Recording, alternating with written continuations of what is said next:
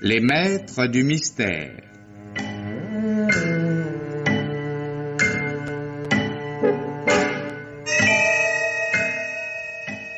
Parmi les chefs-d'œuvre du roman policier, Germaine Beaumont et Pierre Billard ont choisi pour vous ce soir Le festin de l'araignée, un drame radiophonique de Charles Maître, d'après le roman d'Olivier Joris.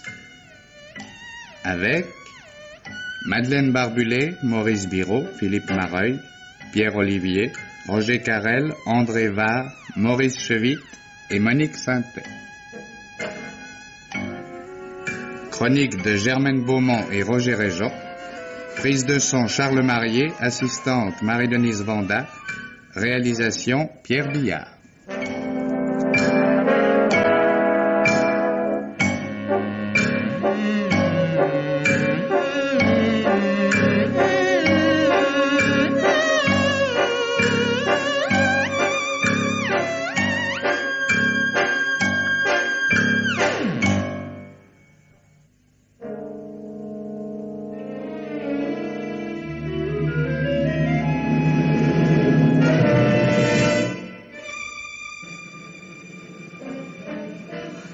Monsieur l'inspecteur, est-ce que je peux Mais partir? non, vous pouvez pas partir. J'ai encore des questions à vous poser, moi. C'est que je crois bien que je vais tourner de l'œil. Non, pas de blague. Allez, j'ai pas de temps à perdre. On venez par ici. Allez.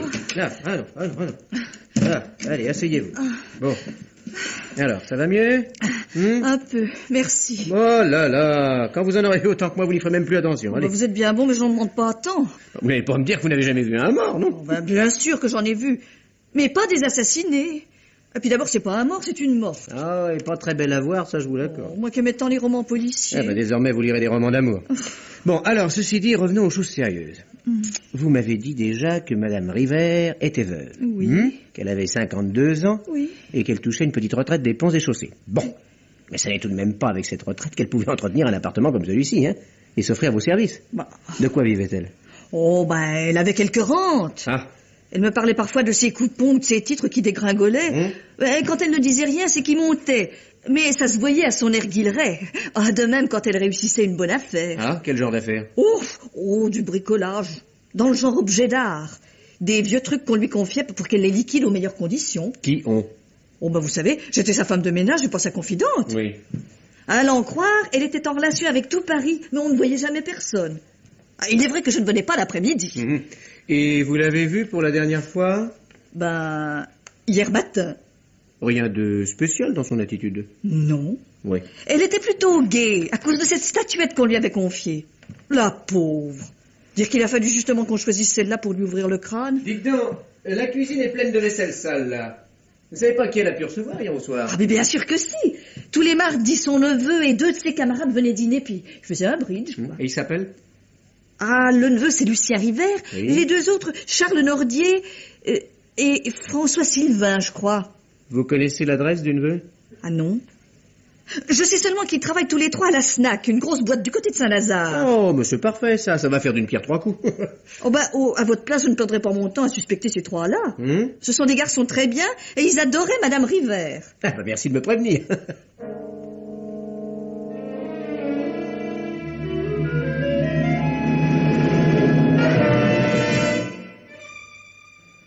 C'est bien, monsieur Nordier, je vous remercie. Vous pouvez retourner à votre travail et m'envoyer monsieur River. Est-ce que je peux poser une question, inspecteur? Allez-y.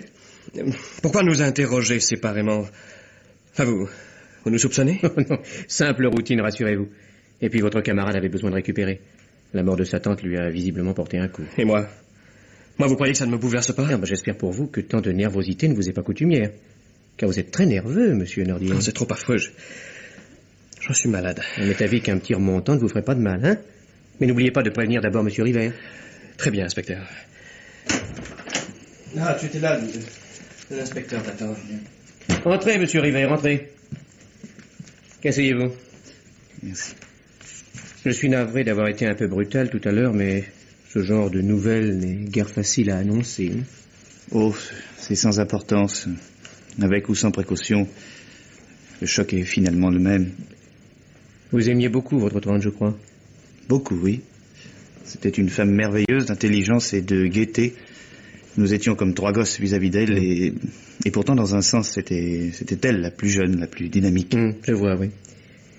Puis-je vous demander de me raconter la soirée d'hier? Oh, mais elle ne fut pas différente de toutes les autres. Nous avons fait un excellent dîner, quelques parties de bridge, et puis nous avons bu pas mal. Assez même pour que Nordier ne tienne plus sur ses jambes et que je doive le mettre dans un taxi. C'est ce qu'il m'a déclaré, mais il prétend ne pas s'en souvenir. Oh, s'il le dit, c'est que c'est vrai. Il ne supporte pas l'alcool et dès qu'il a bu un peu, il perd totalement conscience. J'ai donné son adresse au chauffeur en lui demandant de l'aider si besoin était. Aucun de vous trois n'a une voiture. Moi, si. Ah. Mais j'ai eu un petit accrochage la semaine dernière.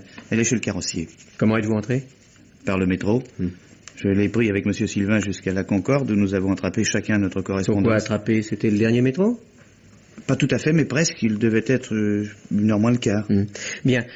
Au cours de la soirée d'hier, vous n'avez rien remarqué d'anormal chez votre tante, enfin pas de préoccupation particulière? Au contraire, elle était très gaie. Elle nous a brandi sous le nez une liasse de 50 000 francs au bénéfice de l'après-midi. Et alors elle était enchantée d'un petit groupe de bronze du 18e qu'on venait de lui confier. Psyché et l'amour. C'est ça, oui. Oui, je ne vous l'ai pas dit tout à l'heure, mais c'est avec cette statuette que... Non. Oh, c'est affreux. Est-ce que votre tante était riche, monsieur River? Ben, tout dépend de ce que vous entendez par là. Par rapport au patron de la SNAC, par exemple, c'était une indigente, mais je pense qu'elle devait avoir un petit capital. Et à ce propos, je vous signale que je peux faire un suspect très valable. Je suis son seul héritier. Vous aussi, vous lisez des romans policiers? Pardon? Non, rien, une idée. Dites-moi plutôt si votre tante avait l'habitude de garder chez elle de fortes sommes. Ben, je pense que non. Je sais qu'elle avait un compte et un coffre dans une banque du quartier. Et les 50 000 francs dont vous venez de me parler? Ah, parce que vous appelez ça une forte somme? Je connais malheureusement pas mal de gens qui vous répondraient oui. Et je ne vous apprendrai rien en vous disant que l'on tue souvent pour moins que ça. Mais on a cambriolé? Ah, à première vue, non. Mais nous n'avons pas encore tout visité. Est-ce que vous savez où elle gardait son argent? Non. Il ne vous est jamais arrivé de lui faire un petit emprunt? 2 fois, si. Mais il s'agissait de 100 000 francs et elle m'avait tiré des chèques. Ça, et vous l'avez remboursé? Par chèque également, je m'en félicite. Ça vous permettra de contrôler mes dires. Non, mais ne vous emballez pas, monsieur Rivet. Mon métier est de poser des questions. Oui, je sais. Non, je voulais simplement vous dire que je gagne assez bien ma vie et que je n'attendais pas après ma tante. Est-ce que vos 2 camarades sont dans le même cas? La mère de Nordier est morte en lui laissant quelque argent. Sylvain n'a que son salaire, mais je crois qu'il s'en sort largement. Non, vous êtes ici dans une maison qui sait payer ses employés, monsieur. Je voudrais bien pouvoir en dire autant. C'est vous, je crois, qui les avez fait entrer ici. Ils ont bénéficié de la confiance que le patron a pour moi, mais ce n'était pas du favoritisme. Ils sont très capables. Ce sont des amis d'enfance? De collège, exactement. Perdus de vue, puis retrouvés par hasard. Est-ce que vous croyez l'un d'eux capable de tuer? Ah, certainement pas. Et encore moins d'assassiner une femme qui n'avait que bonté pour eux. Dites-moi, oui. Est-ce que Monsieur Nordier est toujours aussi nerveux? Ah, toujours, oui, toujours. Il est hypersensible, très émotif. Voyez-vous, au cinéma, par exemple, eh bien, devant une course de taureaux, il ferme les yeux. Et vous? Moi, j'aime les courses, et même au naturel. Mais vous savez, si vous en concluez... Oh, mais je suis à 100 lieues de conclure, monsieur River, croyez-moi. Ceci dit, une dernière question. Est-ce que votre tante, 52 ans et veuve, avait encore, disons, des amis? Bien, je ne pense pas qu'elle aurait jugé utile de m'en faire part, le cas échéant, mais je suis à peu près certain que non. Un homme de son âge ne lui aurait pas convenu et il était bien trop fier pour accepter un gigolo. Eh bien, c'est parfait. Je pense que ce sera tout pour aujourd'hui. Mais j'aurai sans doute à vous revoir et je vous demanderai de me prévenir si vous deviez quitter Paris. C'est entendu, mais vous savez, je ne compte pas m'absenter. Ah, un mot encore. Oui. D'après les premières constatations, il semble que votre tante ait été assaillie aux environs d'1h du matin, c'est-à-dire assez peu de temps après votre départ. Est-ce que par hasard, votre concierge aurait pu vous entendre entrer? Mais mon immeuble est sans concierge, monsieur l'inspecteur. Oui, chaque locataire a sa clé. Dommage, votre domicile est assez éloigné de celui de votre tante pour vous mettre hors de cause. Bien entendu, ceci n'est qu'une simple constatation. Oui.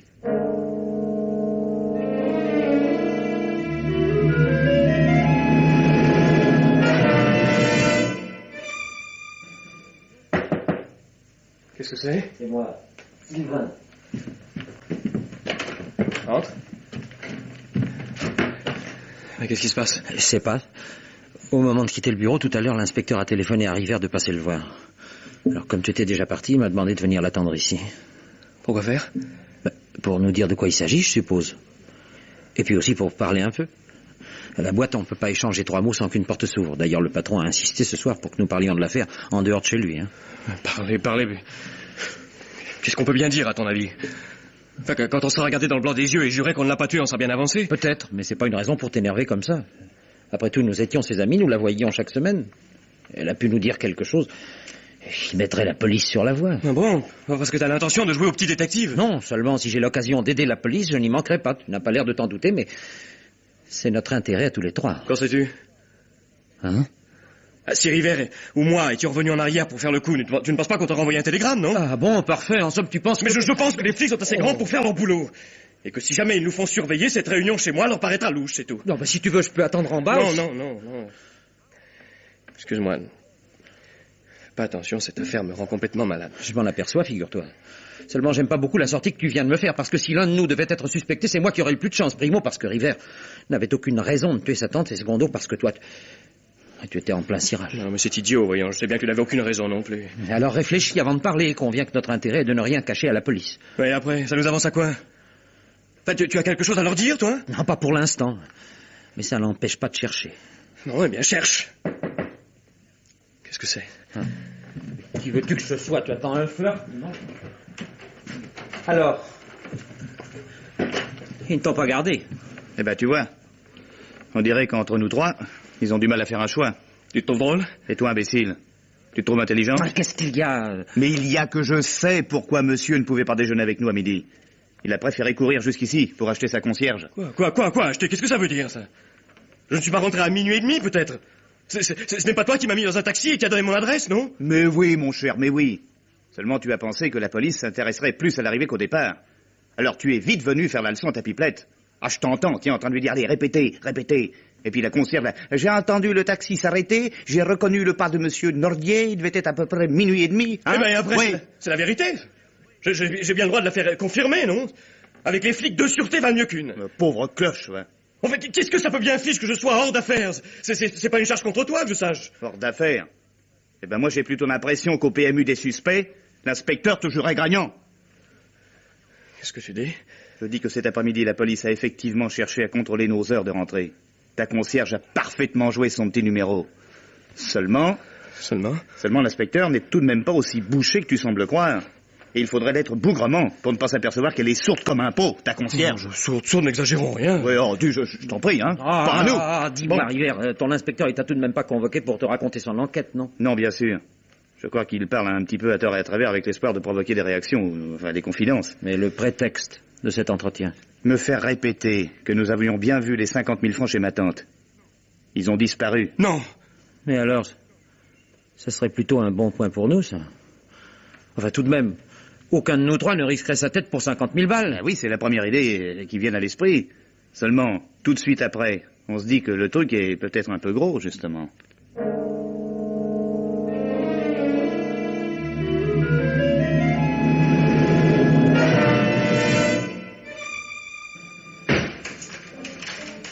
Ah, monsieur Nordier.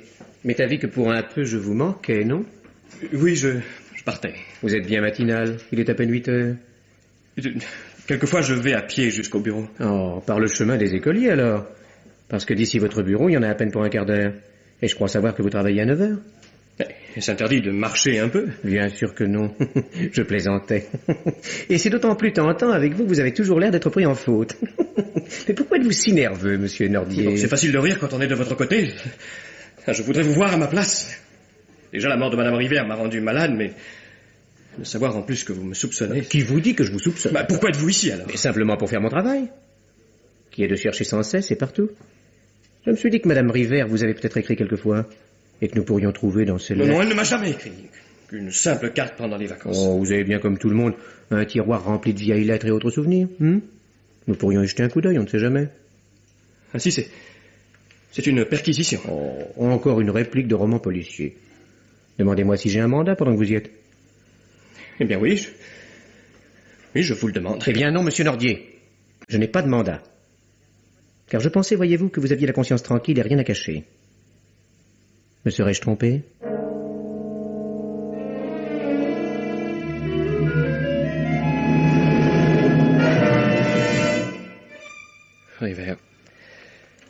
River, c'est terrible. Ah non, hein, mon vieux, maintenant ça suffit, hein. Tu passes comme un fou sous le nez du patron, tu te précipites dans mon bureau, et tout ça pour une petite visite qui n'est même pas une perquisition. Chez moi aussi, ils sont venus. Et probablement chez Sylvain. Non, River, c'est pas ça. La vérité, c'est... Eh ben, c'est quoi? Vas-y. C'est moi qui l'ai tué. Qu'est-ce que tu dis? Mais je ne me rappelle rien, sauf que je ne suis pas rentré à 00h30. Comment ça? Oui, encore une de mes fameuses absences, tu sais. J'ai repris conscience vers 2h du matin dans un café de Saint-Germain-des-Prés. Et depuis le moment où je t'ai mis dans le taxi, tu ne te souviens de rien? Mais je te l'ai déjà dit, j'ai même oublié le taxi. Bah alors qu'est-ce que tu me chantes? Comment peux-tu dire que c'est toi qui as tué? Attends, laisse-moi parler. J'avais comme un pressentiment, tu sais, un peu comme si ma conscience avait enregistré ce que ma mémoire a oublié. Et puis cette nuit... Mais quoi, cette nuit? Je ne pouvais pas dormir. Je me suis levé, j'ai enfilé mon peignoir et... Mais quoi, mais enfin, parle, bon Dieu! J'ai retrouvé les 50 000 francs dans la poche de mon peignoir. Bon sang. Qu'en as-tu fait? Brûlé. Encore une chance que tu n'aies pas attendu. Parce qu'avec la petite visite de ce matin... Et pourtant... Pourtant, ça ne prouve pas que tu sois l'assassin de ma tante. Que veux-tu dire? Ben, tout simplement, on a fort bien pu glisser ces billets dans ta poche. Oui, qui ont... À part Sylvain et toi, personne n'est venu chez moi. Eh bien, dans ce cas, disons... Sylvain ou moi.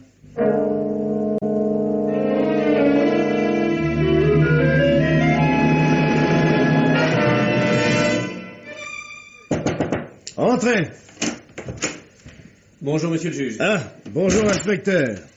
Alors, de nouveau? Peut-être. Seulement peut-être? Je voudrais pas vous accabler, mais depuis 3 jours, vous n'avez pas récolté grand-chose. L'affaire n'est pas simple, monsieur le juge. Et les éléments que je viens de recueillir ne semblent pas devoir la simplifier. Allez, bon. Eh ben, allez-y, je vous écoute. Eh bien, le jeune Nordier d'abord. J'ai retrouvé le taxi dans lequel son camarade l'avait chargé. Ce garçon ne devait pas être aussi sous qu'il veut bien le dire, car il a donné un contre-ordre. Oui, il est descendu du côté de l'Odéon. Qu'est-ce que ça prouve? Pas grand-chose, bien sûr. Sauf qu'il devient impossible de l'éliminer d'office. Évidemment, mais ça nous avance guère. Je continue à chercher un autre taxi. Ça prend un temps fou, mais je fais contrôler toutes les courses qui ont abouti dans le quartier à l'heure du crime. Si l'un de nos 3 gars a fait le coup, il a forcément dû prendre un taxi pour revenir dans le coin. Ouais.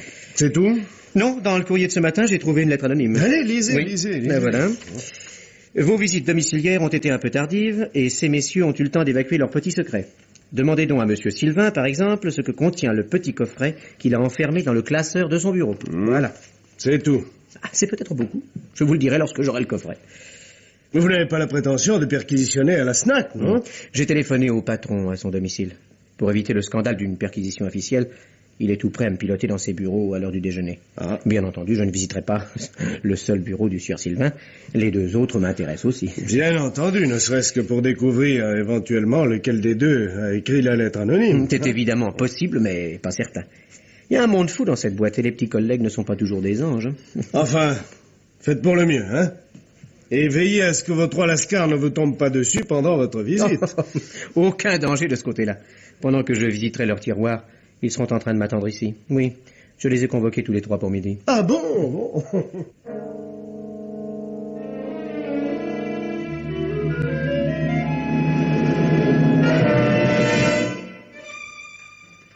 C'est insensé, il est 2h30. Qu'est-ce que ça veut dire? Mais ça veut dire que nous sommes à la disposition de la justice. Assieds-toi, tu nous fatigues. Ah, tout de même. Monsieur Sylvain, s'il vous plaît. Et nous, alors? Assieds-toi, je te dis. Entrez, monsieur Sylvain. Asseyez-vous. Pas trop impatienté par cette petite attente? Un peu affamé seulement. Mais je suppose que ça fait partie de votre stratégie. Si ça peut vous consoler, je n'ai pas déjeuné non plus. Non. J'étais si absorbé par la lecture d'une petite montagne de lettres que je n'ai pas vu le temps passer. Ah. Oui, ceci dit, je vous dois des excuses, car ces lettres vous appartiennent. Les voici. Qu'est-ce que ça veut dire? Vous aviez eu raison de les cacher, mais tort de choisir pour cela votre bureau. Comment avez-vous su? Oh, simple hasard. J'avais décidé de visiter vos 3 bureaux et je suis tombé là-dessus. Entre nous, vous auriez pu les déposer ailleurs. Et pourquoi ne pas les enterrer pendant que vous y êtes? Je tenais pas précisément à vous les montrer, c'est entendu, mais enfin, c'est tout de même pas l'arme du crime. Non. Non, mais ce pourrait être un mobile très valable. Vraiment? Vraiment, oui. Car bien que ces lettres soient, comment dirais-je, très corsées, je ne pense pas que vous les ayez cachées pour préserver ma pudeur. Qui sait? Ne faites pas l'imbécile, voulez-vous? Dites-moi plutôt qui vous a écrit ces lettres. Et du moment qu'elles ne sont pas signées, c'est que leur auteur tient à garder l'anonymat. Vous m'excuserez, mais je suis un garçon plutôt discret. Bon. Passons, nous y reviendrons. Puis-je vous demander, par contre, pourquoi vous avez aussi caché ce merveilleux étui à cigarettes? À cause de votre satanée curiosité, précisément. Ce qui signifie que je ne m'étais pas trompé. Cet étui représente, au bas mot, 1 ou 2 mois d'un salaire comme le vôtre. Et après, n'ai-je pas le droit de recevoir un cadeau? Bien sûr que si. Mais j'aimerais savoir qui vous l'a fait. Est-ce l'auteur des lettres ou une autre admiratrice? Pensez ce que vous voulez, ça m'est égal. Vous avez tort de vous entêter, monsieur Sylvain. Cet étui est un véritable bijou. Il ne sera pas difficile d'en retrouver la provenance et du même coup son acquéreur. Qui a écrit ces lettres? Très bien. Je vous ai laissé une chance de parler librement, mais puisque vous ne voulez pas en profiter, nous allons changer de méthode. Voici un spécimen de l'écriture de Berthe River. Dois-je ouvrir une des lettres pour comparer? Eh bien oui. Elle était ma maîtresse. Et après? Est-ce la preuve que je l'ai tuée? Mais qui vous parle de ça? C'est la preuve que vous ne m'avez pas menti. Et que vous êtes effectivement très discret. Il est vrai que lorsqu'un garçon de 28 ans a pour maîtresse une femme de 52, il ne va pas le crier sur les toits. Écoutez-moi bien, inspecteur, je ne l'ai pas tué, mais vous pouvez m'inculper, je m'en fous. Seulement, tenez-vous-en à votre boulot, hein. Et n'essayez pas d'ironiser à propos des choses qui vous dépassent. Ce qui signifie, si je ne suis pas trop idiot, que vous l'aimiez. Si vous l'aviez connue, ça ne vous ferait pas rire, c'était une femme admirable. Et très ardente, si j'en juge par sa correspondance. Je comprends que cela puisse séduire, et n'était-ce ce somptueux étui et votre garde-robe un peu trop au-dessus de vos moyens, je serais tenté de croire à votre sincérité. Seulement, vous êtes vraiment très élégant, monsieur Sylvain. Et j'ai beau savoir que la SNAC a la réputation de bien payer ses employés. Elle avait beaucoup d'argent et elle adorait me faire plaisir, c'est vrai. Mais ça n'avait rien à voir. Le jour où elle s'est mise en tête de m'offrir une voiture, c'est moi-même qui ai refusé. À moins que ce ne soit le contraire. Le contraire? Oui, que vous ayez eu envie d'une voiture, qu'elle voulait refuser, et qu'au cours d'une dispute, vous vous soyez emporté. Comme vous voudrez, inspecteur. Je suppose qu'en face de 28 et de 52 ans, on ne peut pas vous demander une autre interprétation. Oh, mais je ne... Qu'est-ce que c'est? C'est moi, patron. Je m'excuse de vous déranger, mais il y a des chances pour que ça en vaille la peine. Bon, une seconde. Veuillez rejoindre vos camarades, monsieur Sylvain. Nous reprendrons dans un instant. Bon, alors qu'y a-t-il? Eh bien, j'ai retrouvé un taxi qui pourrait bien nous intéresser et je vous ai ramené le chauffeur. Bon, très bien, on va voir. Allez, viens par ici, bonhomme. Voilà. J'ai un mal de chien à le tirer du lit, il voulait rien savoir. Vous êtes bon, vous. Quand on travaille la nuit, il faut bien dormir le jour, non? Bon, ça va, pas la peine d'en faire un plat. Il a chargé un gars au Châtelet la nuit du crime et qui s'est fait conduire à 2 pas de la maison qui nous intéresse. D'après l'heure et le signalement, ça pourrait coller. Vous pourriez le reconnaître, votre client? Oh, il y a des chances, oui. Parce que la nuit, on fait plutôt attention à qui qu'on embarque. Bon, alors venez par ici. Regardez les 3 hommes qui sont là-bas. Oui. Et dites-moi si vous reconnaissez... j'aime pas beaucoup ces trucs-là, moi. Faudrait bon savoir si c'est pour le foutre dans le pétrin ou pour l'en sortir. Alors? Eh ben oui, c'est lui, là. Enfin, c'est celui de gauche. Vous êtes sûr? Oh, certain, monsieur le commissaire. Bon, ça va. Vous allez attendre 5 minutes à côté pour le cas où une confrontation serait nécessaire. Ah, bah allons bon, j'ai encore gagné, moi. Parce que vos minutes de commissaire, je les connais. Vous avez de la chance, je ne suis qu'inspecteur. Allez. C'est vrai, c'est pas... Et maintenant, mon bonhomme, à nous deux.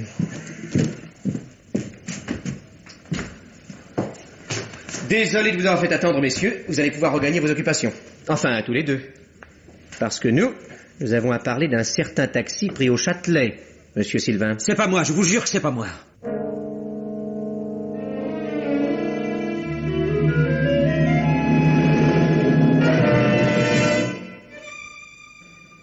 Où est monsieur Nordier? Je crois qu'il vous attend dans votre bureau, monsieur River. Vous aviez besoin de quelque chose? Non, merci. Bonsoir, Jacqueline. Bonsoir, monsieur River.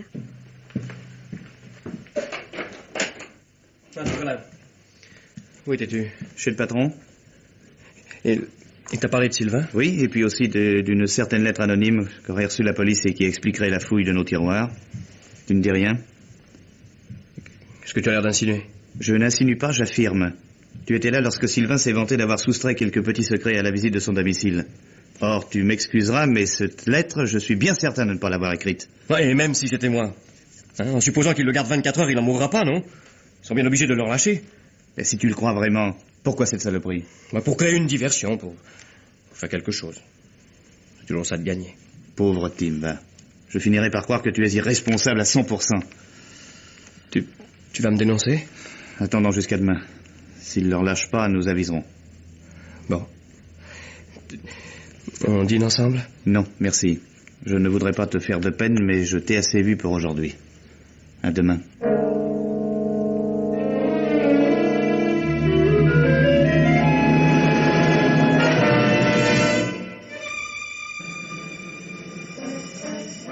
Voilà, une seconde.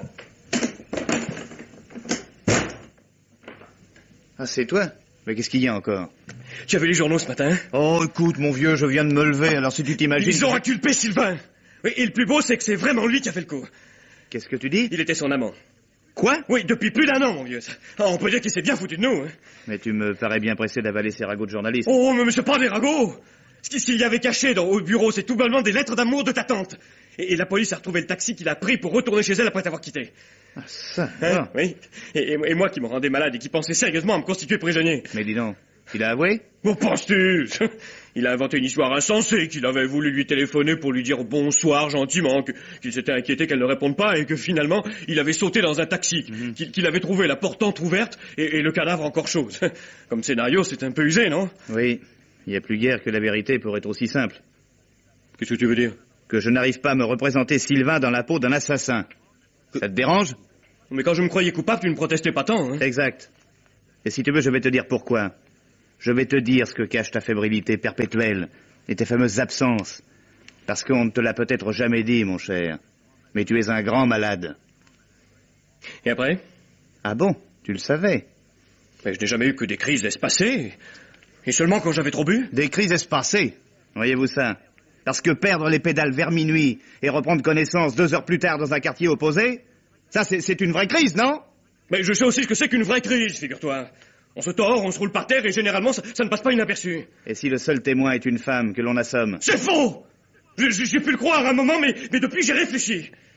J'ai réfléchi et j'ai inspecté mes vêtements. Eh bien, il n'y a pas la moindre trace de sang. Un crâne fracturé ne saigne pas forcément. Par contre, les 50 000 francs étaient bel et bien dans ta poche. Mais tu m'as dit toi-même qu'on avait fort bien pu les y mettre. Et bien sûr que c'est possible. N'empêche que ta petite lettre anonyme a bougrement arrangé tes affaires. Quoi, ma lettre? Qu'est-ce qu'elle a, ma lettre? C'est tout de même pas elle qui a fait retrouver son taxi, non? Oui. Tu peux dire que ce taxi-là, c'est vraiment ta providence. Qu'est-ce que tu vas faire? Tu ne vas pas leur raconter mon histoire, non? Tu crèves de peur, hein? Qu'est-ce que tu ferais si je déballais tout? Je dirais que tu mens. Que tu as tout inventé pour éloigner les soupçons. Après tout, c'est toi qui hérites. Oui, c'est bien ce que je pensais. Tu es une belle ordure. Non, je me défends, c'est tout. On en est tous au même point, non? Ah, tu trouves? Eh bien, moi, j'ai plutôt l'impression que Sylvain a une sérieuse avance sur nous. Eh ben, si c'est pas lui, il finira bien par s'en sortir. La police n'a peut-être pas dit son dernier mot. Ah, j'admire ton optimisme, lorsqu'il ne s'agit pas de toi. Et puisque tu es si malin, tu pourrais peut-être me dire aussi pourquoi il aurait tué. Ouais, ce qu'on sait. Ce n'est pas pour le charger, mais quand un type est capable de mentir comme il l'a fait avec nous, eh bien, tout devient possible. Eh bien, moi, je pense que si tous les menteurs étaient des assassins, il n'y aurait plus de crise de logement. Eh bien, vas-y, alors. Allez, vas-y leur dire que c'est moi. Si jamais tu découvres un jour que je ne suis rien d'autre qu'un pauvre type malade, tu pourras te consoler en pensant qu'il y a des infirmeries dans les prisons. Ah non, écoute, hein, je t'en prie, hein, la grande scène du 3, c'est très joli, seulement pour l'instant, c'est Sylvain qui est en tôle. Qu'est-ce que tu vas faire? Ben, réfléchir, essayer de trouver quelques éléments supplémentaires, pour ou contre, mais quelque chose de positif. Tu n'es donc pas tellement certain de ma culpabilité? Si j'étais, je ne serais pas en train de discuter. Et en fin de compte, je suis plus objectif que toi. Parce que tu as beau te débattre comme un diable. Au fond, tu es persuadé que c'est toi le coupable.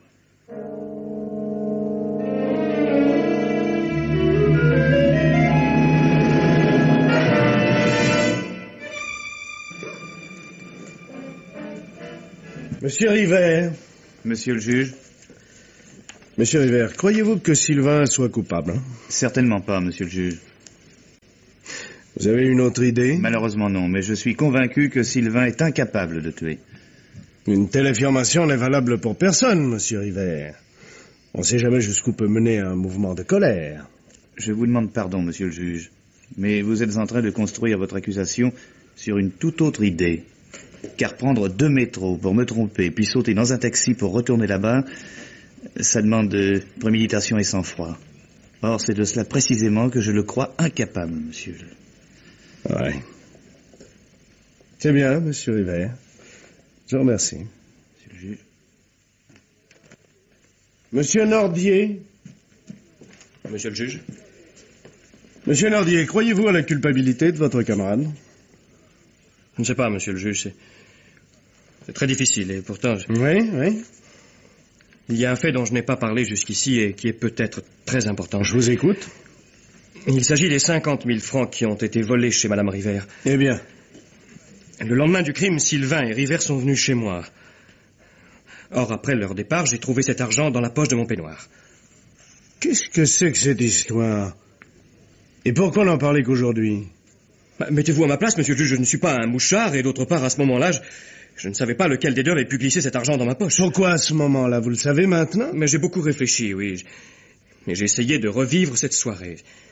Eh bien, Sylvain est le seul qui se soit approché de l'endroit où se trouvait mon vêtement. Vous en êtes sûr? Certain, oui. Qu'avez-vous fait des billets? Je les ai brûlés. C'était vraiment pousser très loin l'amitié. Je craignais une perquisition qui est d'ailleurs survenue le lendemain, je sais, oui.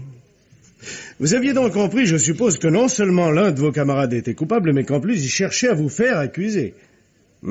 Et malgré cela, vous n'avez rien dit. Encore une fois, je ne suis pas un mouchard, monsieur le juge. Je comprends bien, mais alors pourquoi aujourd'hui? Eh bien, aujourd'hui, c'est différent. Si Sylvain est découvert, et je ne veux pas aller jusqu'au faux témoignage. D'ailleurs, j'ai l'impression que ce serait inutile. En effet, oui. Néanmoins, c'est une révélation très importante, et vous serez certainement appelé à la répéter au procès. Ce ne sera sans doute pas très agréable, mais je ferai mon devoir. C'est très bien, je vous en félicite. Bonjour, monsieur Nordy. Merci. Oui, disposez, merci.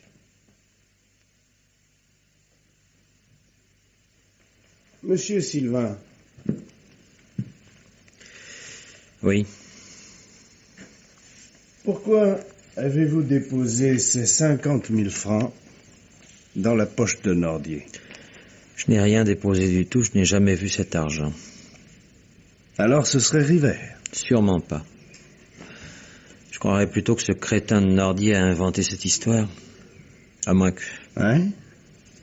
À moins qu'il ne l'ait pris lui-même. Votre position est déjà très critique, monsieur Sylvain. Vous ne vous en tirerez pas en accusant au hasard. Oh, je n'accuse personne. Coïncidence ou coup monté, je m'en fous, je sais ce qui m'attend. Je ne vous conseille pas de vous en tenir à cette attitude devant le jury. Si vous ne tenez pas à passer pour un vulgaire gigolo, vous aurez à démontrer que vos sentiments pour la victime étaient sincères. Parce que vous y croyez, vous, à mes sentiments pour Berthe River? Mais j'en ai vu de plus surprenants. Oui, mais vous êtes juge d'instruction. Et on ne peut demander à tous les jurés d'avoir votre expérience.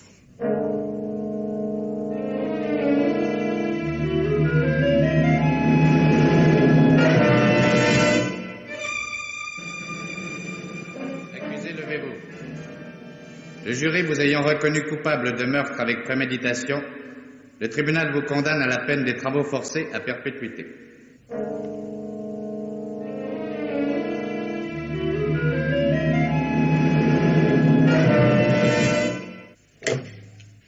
Allô, inspecteur Joly? oui, c'est moi. Lucien River. Que se passe-t-il, monsieur River? Écoutez, inspecteur, je viens de recevoir un billet de Sylvain. Vous m'étonnez, il n'a pas encore été transféré, il n'a pas le droit d'écrire. Peu importe comment il me l'a fait tenir, mais je crois que c'est important. Il parle de se suicider. Lisez-moi le billet, voulez-vous? Oh, il est très bref, voici. Je ne tiens pas suffisamment à la vie pour accepter de la passer en prison. Oui. Je disparais sans trop de regrets. Ne perds pas ton temps à me plaindre. Ma dernière pensée amicale, François. Voilà, c'est tout. Quand l'avez-vous reçu? À l'instant. Est-ce que vous pouvez faire quelque chose, monsieur l'inspecteur? Hélas, monsieur River, il est déjà trop tard. Oui. Vous voulez dire? Votre ami s'est pendu hier soir dans sa cellule.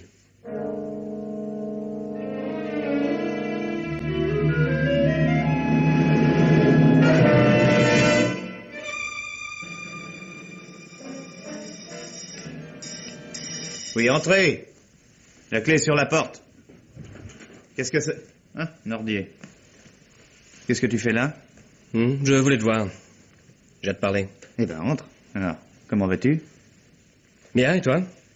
Ça va. Ça ne te fait rien de vivre ici? Oh, évidemment, ce n'est pas l'endroit rêvé pour oublier. Malheureusement, les appartements sont plutôt rares et celui-ci est vraiment très bien. Oui. Oui, bien sûr.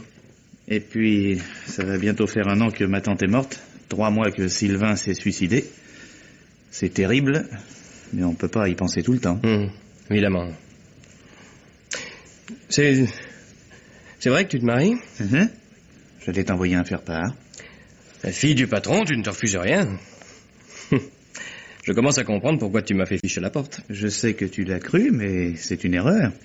C'était vraiment l'idée du patron. Enfin, mettons qu'elle t'arrangeait, que tu n'as rien fait pour l'en dissuader. Oh, je ne me plains pas, remarque. Tu m'as procuré une excellente situation.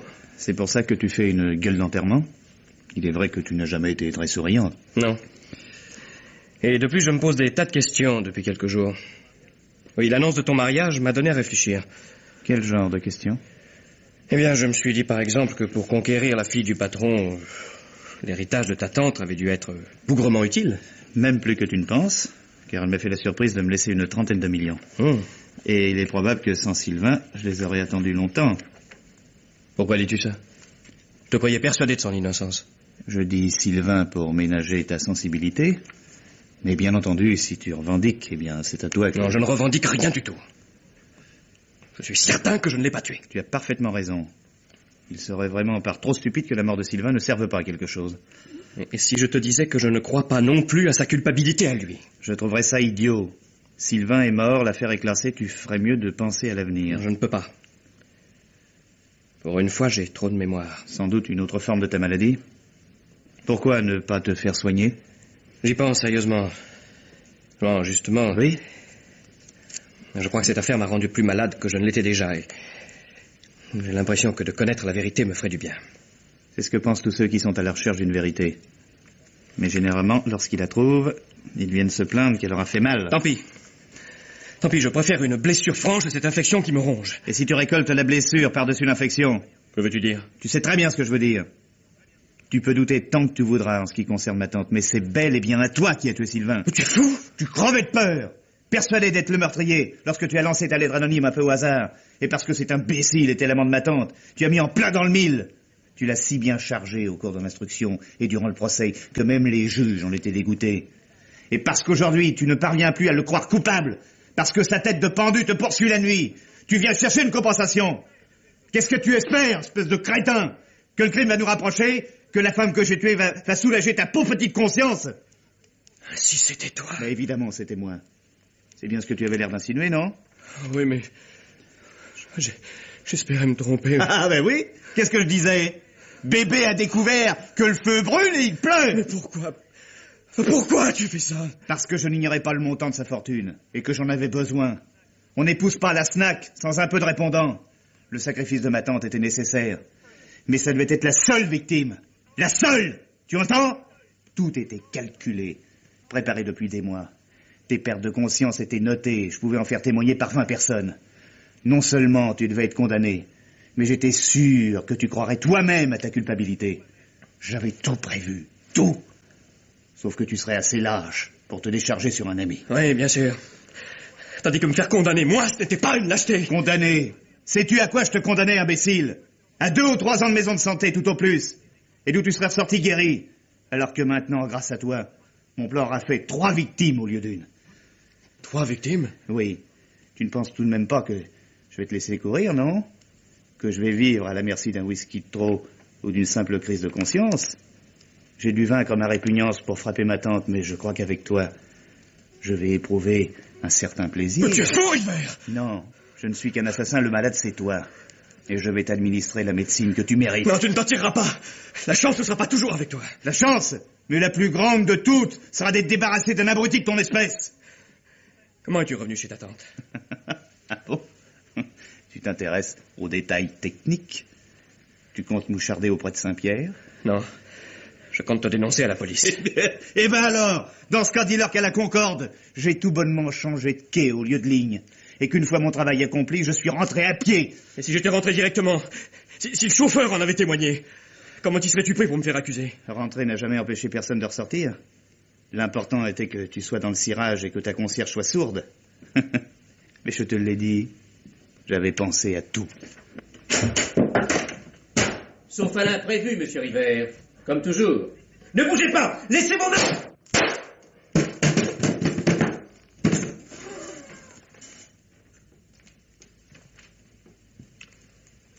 Dommage. Il a payé un peu trop vite. Seulement, il allait tirer. Hein. Sur moi, oui. Je regrette qu'il n'ait pas réussi. Allons. Vous trouvez pas que ça suffit comme ça, non? Sylvain est mort par ma faute. Mais non.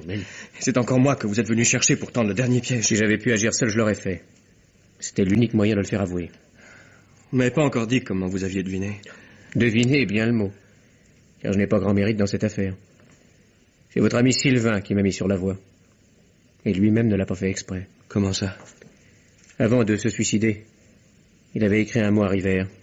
Un mot qu'il avait essayé de faire passer en fraude, mais qui m'est tombé entre les mains. J'en ai pris connaissance et puis je l'ai tout de même fait parvenir à son destinataire. Et que disait-il?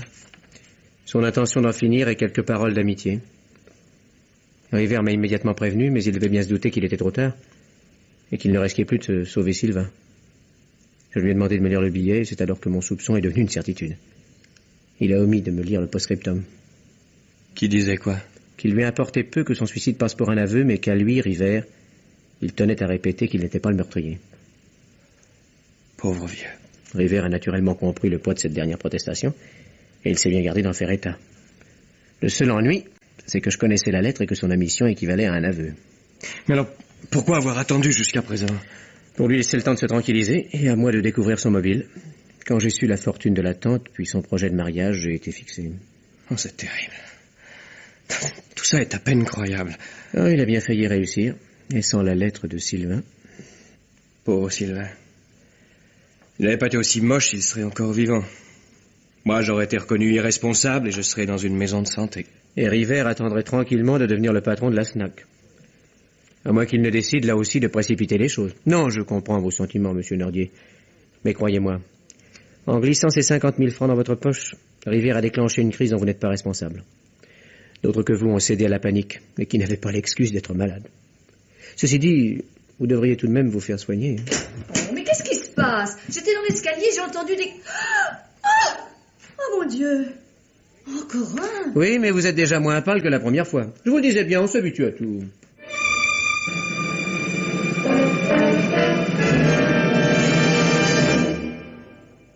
Et maintenant, Germaine Beaumont vous parle du dernier livre qu'elle a lu pour vous. Un soleil de plomb par Michel Lebrun justifie pleinement l'attention et l'intérêt que nous apportons depuis ses débuts à un auteur aussi bien doué. Ce roman, publié aux presses de la Cité, dans la collection Un mystère, nous entraîne sous un soleil d'Espagne bien propre à expliquer, sinon à justifier, la sorte d'effervescence qui s'empare de personnes jusque-là résignées à leur triste destin sentimental. De même que certains remous assemblent des brindilles et des écumes, certains climats, certains lieux, certaines rencontres cristallisent des émotions latentes et les animent jusqu'à la déflagration d'un drame.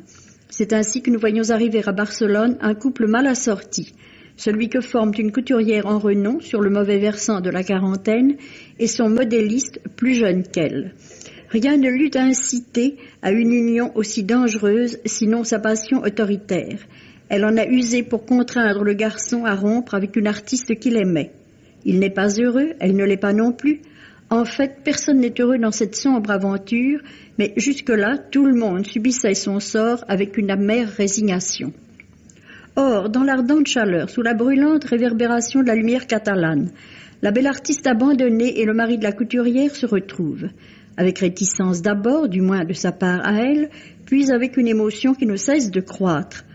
Faudra-t-il qu'après cette rencontre de vacances, les anciens amants se séparent de nouveau ? L'homme s'y refuse, d'autant qu'il devine auprès de celle qu'il aime un dangereux rival. Le seul moyen de sortir de l'impasse serait que la couturière mourût. Sans cesse malade ou croyant l'être, elle est toujours en train de prendre des remèdes, surtout des calmants ou des barbituriques. Une idée autrement diabolique surgit dans le cerveau de l'homme malheureux. Elle semblerait devoir réussir, mais on ne saurait trop se répéter que le crime parfait n'existe pas. Au moment où les portes de la liberté s'entrebâillent puis s'ouvrent toutes grandes, le destin étend le bras pour les refermer. Aussi bien sur le plan policier que sur le plan psychologique, Michel Lebrun a su mener un double et angoissant suspense. Un soleil de plomb par Michel Lebrun est publié aux presses de la Cité dans la collection Un mystère. Et maintenant, Roger Régent vous parle du dernier film qu'il a vu. Chef de réseau, film anglais d'espionnage, nous permet de marquer cette semaine d'une pierre blanche. Cela n'arrive pas si souvent.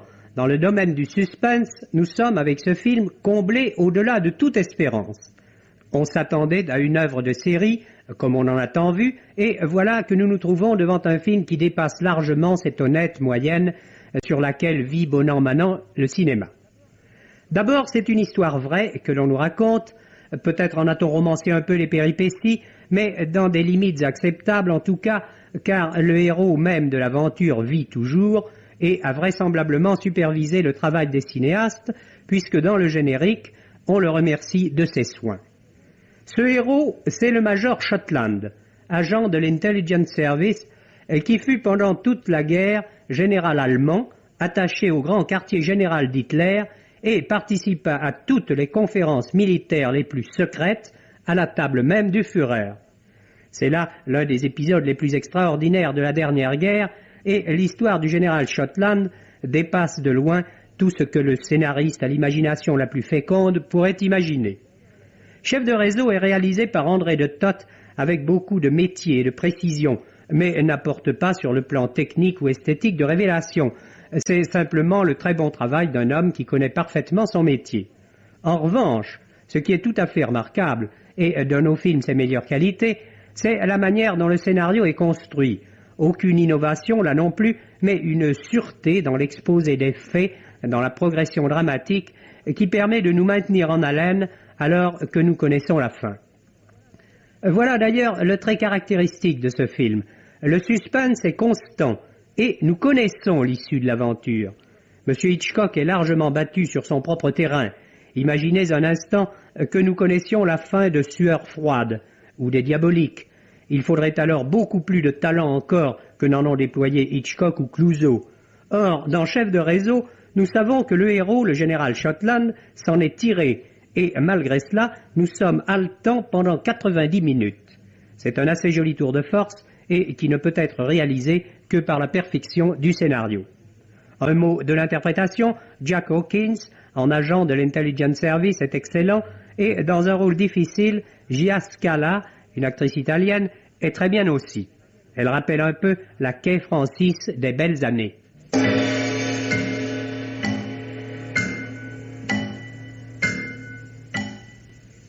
Les maîtres du mystère.